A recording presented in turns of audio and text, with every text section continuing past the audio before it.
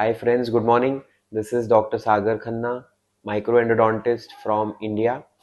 Today we are going to discuss a clinical case done with the R1 mini file system from Fanta Dental. It's an amazing system which is designed specifically to preserve the pericervical dentine to prevent the incidences of vertical root fractures post endodontic treatment. It's a 3-file system. The first file is the orifice opener, which is a 19 number 5% file specifically designed and tapered to preserve the pericervical dentine. The second file is the pre-shaping file, which is a 17 number 4% variable taper. And the final finishing file is a 25 6% variable taper. The following case was referred to our practice for endodontic treatment. This tooth is strategically important because it's a standalone tooth supporting a removable prosthesis. As you can see in the radiograph, the tooth develop proximal caries involving the pulp, leading to irreversible pulpitis. In these cases, it is extremely critical that we keep our preparations very conservative to make sure that the tooth has good tooth structure post endodontic treatment to sustain the forces of mastication. The first file that is used is a manual 10 number K file in watch winding motion to check for the patency of the canal.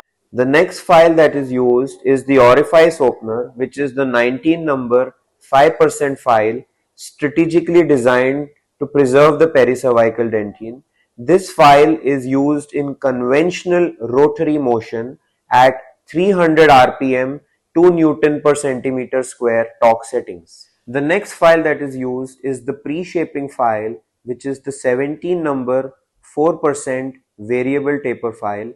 This file is used in reciprocating motion 30 degrees clockwise, 150 degrees counterclockwise.